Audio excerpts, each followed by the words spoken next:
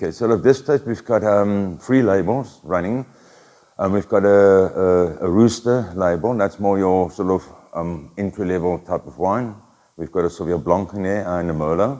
And then we've got the Middelvlei label. And then that is a Chardonnay, unweighted Chardonnay, Cinsault Rosé that we started a couple of years ago. And then we've got the Pinotage Merlot blend. That started I think in 1994, somewhere around there. And that was a result of Pinotage being abundance, and we needed to do something with Pinotage. And we started the Pinotage Merlot blend, and that was the first step towards the Cape blends at this stage. So, and then we've got the free-run Pinotage, very interesting. No pressed juice, we still use the big open fermenters. After fermentation, we open a valve, and that's the only one we use. So less of that hamster in your mouth, acetone and earthiness, that's really typical Pinotage. And then we've got a Shiraz and a Cab. I think we're drinking the Cab today. So, and then we've got a Momberg range as well. When my dad left in '94, we decided to do a bit of a tribute to him. So this is a blend that haven't been the same since '94. Never been the same. So screw consistency, work on quality. So the wine will change every year. And that's a Momberg label. And then for our centenary year, we brought out the Momberg Pinotage as well. Very selective, only 1,200 bottles of that. That the once off that is selling as well. And then obviously we did a Lockdown Pinotage. I was going to say, you already told me about how that story happened. So.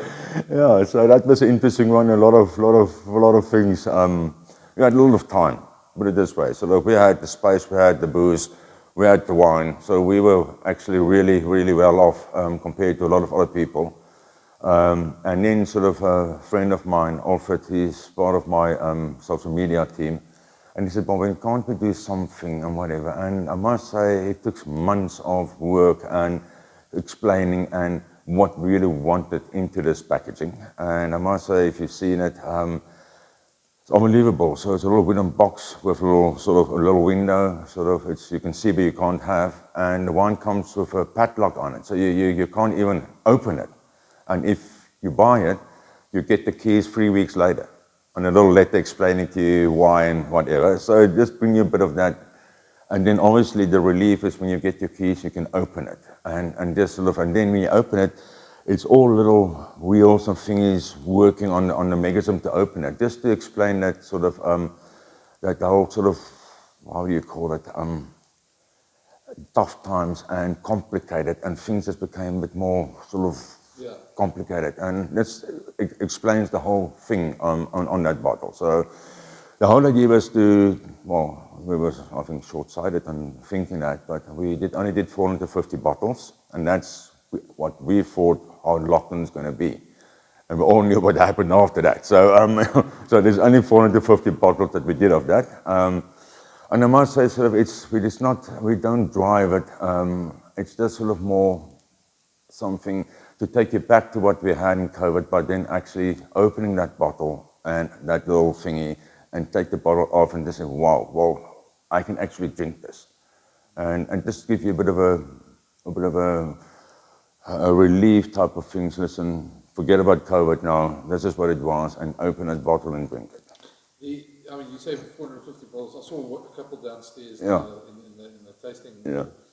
Is that all that's left, or are they still? No, I've got about 150 left of them. Yeah.